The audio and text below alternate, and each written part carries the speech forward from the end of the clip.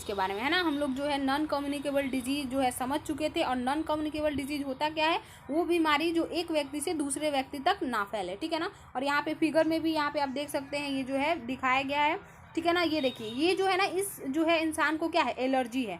तो एलर्जी जो होती है वो किसी चीज़ की वजह से होती है। मान लीजिए गंदगी हो गया है ना, डस्ट यहाँ से उड़ रहा है, तो इसकी वजह से जो है इसको एलर्जी है, तो ये स्नीजिंग यानी छींकते जा रहा है, तो ये जो है नॉन कम्युनिकेबल डिजीज। इसी तरीके से इस जो है इंसान को जो है आयरन की कमी है, तो आयरन की कमी की वजह से एनीमिया होता है, तो ये भी जो है सेकंड नंबर पे जो फिगर है, ये भी क्या है, आपके नॉन कम्युनिकेबल डिजीज है। और यहाँ पे जो आप देख रहे हैं, ये बहुत ज़्यादा ये जो व्यक्ति खा रहा है ना, तो इसकी वजह से इसको डायबिटीज़ की प्रॉब्लम हो सकती है ना, यानी मोटापा बढ़ेगा इसका, जो है मधुमेह, जो डायबिटीज़ की शुगर लेवल इसका क्या हो जाएगा, बढ़ जाएगा, ठीक है ना। इस तरीके से जो है नॉन कम्युनिकेबल डिजीज़ है, और ये तीनों पॉइंट में यही सारी चीज़ें बातें लिखी गई हैं, ठीक है ना। और यहाँ पे जो नेक्स्ट आपके स्क्रीन पे यहाँ पे दिखाई दे रहा होगा, कह रहा है कि अदर देन डिफिशियंसी डिजीज, है ना, यानी कि जो है कमियों के कारण, है ना, जो हमारा न्यूट्रिएंट्स के, मिनरल्स के, विटामिन के कमी के कारण जो के अलावा भी जो है ना, there are other non communicable disease which में हैव अदर कॉजेज, है ना। यहाँ पे कह रहा है कि इसके अलावा भी जो है नॉन कम्युनिकेबल डिजीज हैं जो है ना, होती हैं, ठीक है ना। तो यहाँ पे देख सकते हैं, यहाँ पे पहला जो है कह रहा है कि disease such as allergy are caused when a person is sensitive to certain substances such as dust, certain food and drugs, है ना। यहाँ पे कह रहा है कि जो ना बीमारियाँ, जो कह रहा है कि एलर्जी जो बीमारी है वो क्या है, आपका एक नॉन कम्युनिकेबल डिजीज है, और ये किसी चीज़ की कमी के कारण नहीं होता, डिफिशियंसी डिजीज ये नहीं है ना।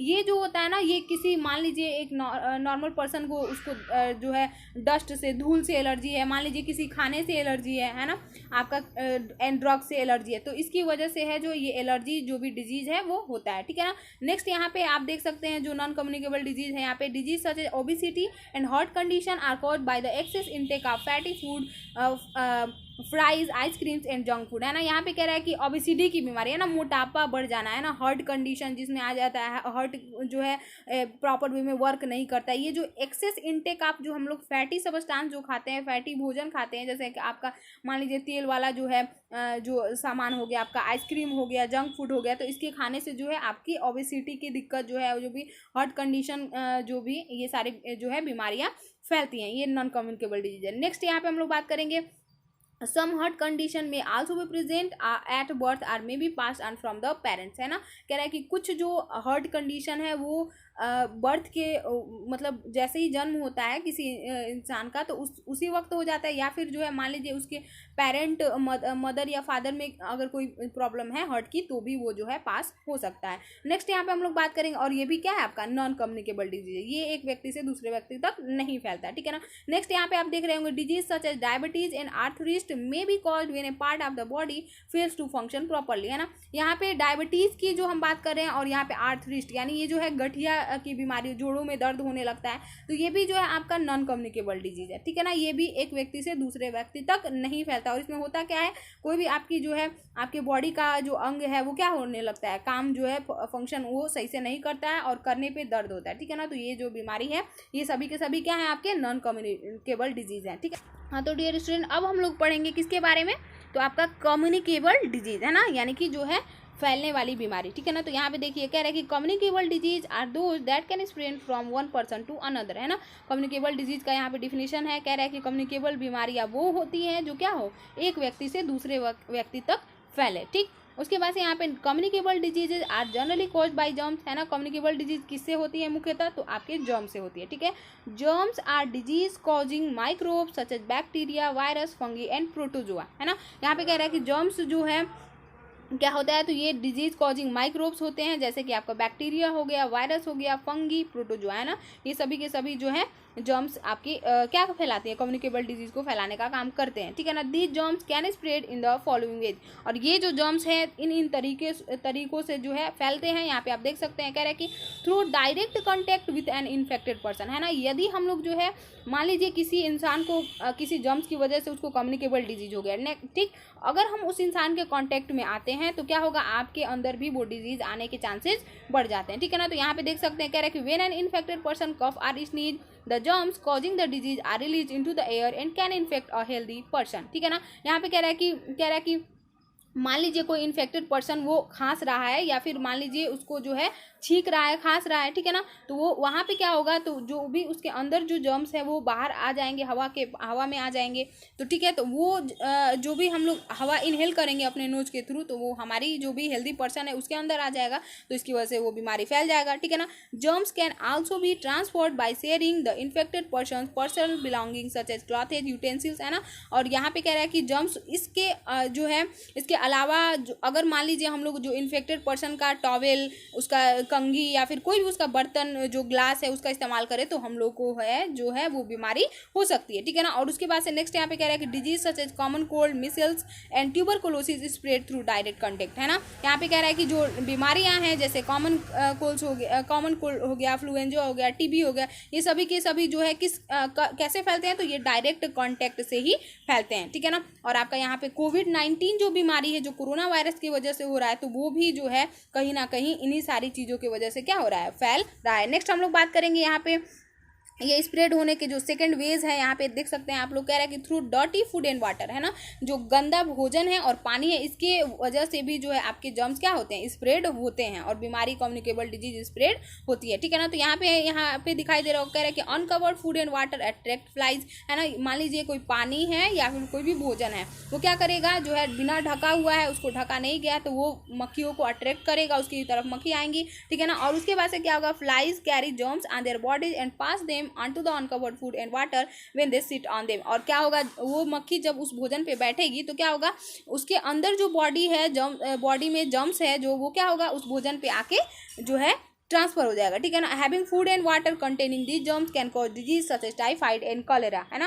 और यहाँ पे कह रहा है कि वो भोजन जिसपे वो जर्म्स ऑलरेडी उस मक्खी की वजह से आ चुका है, अगर आप उस भोजन का सेवन करेंगे तो आपको जो है टाइफाइड और कॉलेरा हो सकता है। नेक्स्ट हम लोग बात करेंगे यहाँ पे स्प्रेड जो होने का तरीका है थ्रू इंसेक्ट, है ना। इंसेक्ट से, कीड़ों से कैसे ये फैलता है, तो कह रहा है कि mosquitoes and some other insect can transmit germs through their bite, है ना। क्या होता है कि जो मच्छर हैं या फिर और भी जो इंसेक्ट हैं वो क्या करते हैं, जर्म्स को ट्रांसमिट कर देते हैं, है ना। वो जब वो काटते हैं तो जो भी हेल्दी पर्सन हो गया उसके बॉडी में क्या कर देते हैं, वो ट्रांसमिट कर देते हैं। तो कह रहा है कि when a mosquito bytes a person infected with malaria, कह रहा है कि मान लीजिए कोई इंसान है जिसको मलेरिया हुआ है, जब उसको ये मच्छर काटेगा, है ना, it sucks it in germs along with the blood, है ना। तो वो क्या करेगा, उसके ब्लड के साथ साथ उसके बॉडी में जो मलेरिया का जर्म्स है उसको भी सक कर लेगा, ठीक है। उसके बाद से when the same mosquito bytes a healthy person the person get infected with malaria. और वही व्यक्ति जब वो जो है वही मच्छर जब जाके किसी हेल्दी पर्सन को काटेगा, तो वो क्या होगा, उसके अंदर वो जर्म्स मलेरिया का मौजूद है, वो जाके स्प्रेड कर देगा। तो इस तरीके से जो है इंसेक्ट के मदद से भी जो है आपकी बीमारियां स्प्रेड होती हैं, ठीक है ना। और यहाँ पे आप जो है फिगर में देख सकते हैं, फिगर में ये जो बच्चा है क्या हो रहा है, ये कांप रहा है ना, ये बहुत ज़्यादा, तो इसका मतलब क्या है, इसको मलेरिया है, यहाँ पे लिखा हुआ है, ठीक है ना। और इसी तरीके से यहाँ पे जो है ये बच्चा जो है बर्गर खा रहा है, देखिए यहाँ पे मक्खियाँ बैठ रही हैं, तो क्या होगा, इसकी बॉडी में जो है जर्म्स इंटर कर सकते हैं, है ना। और यहाँ पे आप देख सकते हैं कि यहाँ पे जो है एक जो है यहाँ पे नेक्स्ट आपके फिगर में यहाँ पे दिखाई दे रहा होगा कि ये जो बच्चा है वो एक दूसरे का हैंकी इस्तेमाल कर रहे हैं, तो इसकी वजह से भी जो है बीमारियाँ फैल जाती हैं, ठीक है ना। तो इस तरीके से जो है बीमारियाँ स्प्रेड होती हैं, ये कम्युनिकेबल डिजीज है। और यहाँ पे आप देख सकते हैं, यहाँ पे टेबल 2.3 में जो है कुछ कम्युनिकेबल डिजीज के जो है यहाँ पे नाम लिखे गए हैं ना, उसके सिम्पटम, और यहाँ पे जो है इसके प्रिवेंटिव मेजर्स दिए गए हैं, ठीक है ना। तो यहाँ पे कह रहा है कि some the symptom and preventive measure देख सकते हैं आप लोग यहाँ पे। कॉमन कोल्ड, तो कह रहा है कॉमन कोल्ड के क्या क्या सिम्पटम है, तो आपको कफ होगा, सोर थ्रोट, गला फंसेगा, है ना, रनी नोज, नाक बहेंगे, बुखार होगा, ठीक है ना। ये कॉमन कोल्ड के सिम्पटम है, लक्षण है।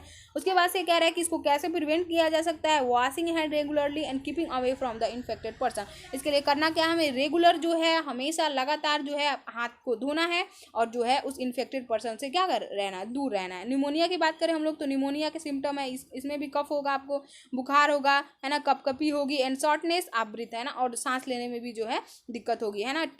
इसका जो है प्रिवेंटिव ट्रीटमेंट विद एंटीबायोटिक्स, इसका प्रिवेंटिव यही है कि जो भी हम लोग एंटीबायोटिक ले, जर्म्स को मारने वाली दवाई जो है इसको लेना, इसके लिए जो है निमोनिया दूर करने के लिए लेना पड़ेगा, ठीक है।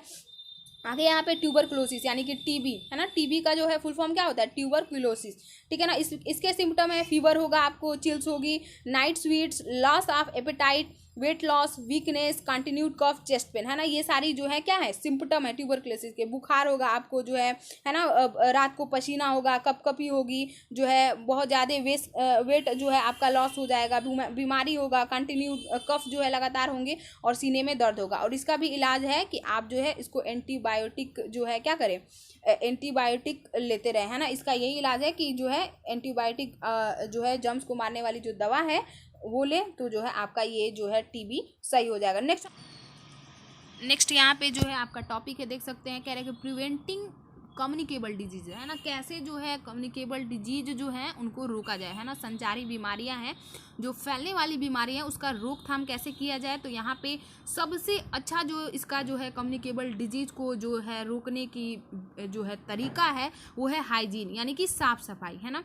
साफ सफाई अगर जो है आपके कम्युनिटी में चारों तरफ, तो जो है हम लोग इसको फैलने से रोक सकते हैं। देख सकते हैं यहाँ पे लिखा हुआ है कि communicable diseases can be prevented bye maintaining good personal and community hygiene, है ना। यहाँ पे कह रहा है कि ये जो है ना कम्युनिकेबल डिजीज को रोका जा सकता है ना, कि एकदम अच्छे से रहें बिल्कुल, और कम्युनिटी हाइजीन जो भी आपके आसपास जो है समुदाय है उसको एकदम साफ सुथरा रखें। अगर ऐसा हम मेंटेन कर पाते हैं तो हम जो है कम्युनिकेबल डिजीज से ज़्यादातर जो है चांसेस है कि हम बच सकते हैं, ठीक है ना। Hygiene may be defined as practices that help to ensure cleanliness and good health. यहाँ पे कह रहा है कि जो हाइजीन है ना, यही आपका जो है साफ सफाई जो है ये सुनिश्चित करता है कि आपका सेहत कैसा है और आपका जो है वातावरण कैसा है, कि साफ सफाई है कि नहीं, है ना, अगर हाइजीन है। Following are some step to maintain good hygiene. यहाँ पे कह रहा है कि जो है कुछ यहाँ पे स्टेप दिए गए हैं ताकि जो है हम लोग अच्छा एक हाइजीन जो है क्या कर सके, मेंटेन कर सके। तो यहाँ पे फर्स्ट पॉइंट आप देख सकते हैं, कह रहा है कि we should eat clean and healthy food. हमें क्या करना चाहिए, हमें साफ और सुथरा जो है भोजन खाना चाहिए, ठीक।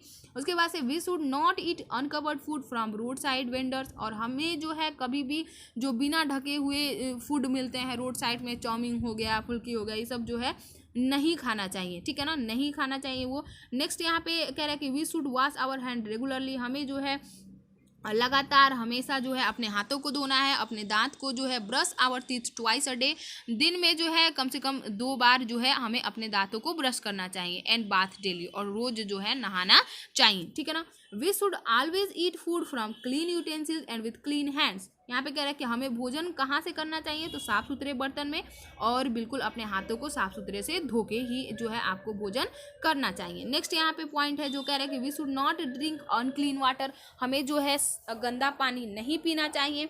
Drinking water should be kept in clean and covered utensils. और जो पीने का पानी है वो कहाँ रहना चाहिए, तो आपके जो है बिल्कुल साफ सुथरे बर्तन में और ढका हुआ रहना चाहिए। नेक्स्ट यहाँ पे पॉइंट कह रहा है कि we should not allow water to collect in and around our home. हमें जो है अपने घर में या फिर घर के इर्द गिर्द जो है पानी कलेक्ट नहीं होने देना है, ठीक है ना। और आगे लिखा हुआ है कि मस्क्यूटोज ब्रीड इन स्टैग्नेंट वाटर। यहाँ पे कह रहा है कि जो मस्क्यूटो जो है वो जो है मच्छर जो है, जो आपका स्टैग्नेंट वाटर मतलब क्या होता है, स्थिर पानी, है ना, जो पानी जो है स्थिर रहता है, जो बहता नहीं है ना। नाली में जो आपका जो भी मान लीजिए अगर आसपास गड्ढा है वहाँ पे पानी जो है कलेक्ट हो गया है, तो उसको हम लोग क्या कहेंगे, स्टैग्नेंट वाटर। तो यहाँ पे कह रहा है कि वैसे जो जगहों पे जो है आपकी मस्क्यूटोज की ब्रीडिंग, यानी कि मस्क्यूटो की जो है एक तरह से मस्क्यूटो वहाँ पे उनकी संख्या क्या होती है, बढ़ती है ना, जो है वहाँ पे नए नए जो है मच्छर पैदा होते हैं, ठीक है ना। उसके बाद से नेक्स्ट पॉइंट कह रहा है कि we should keep our surrounding clean to control flies.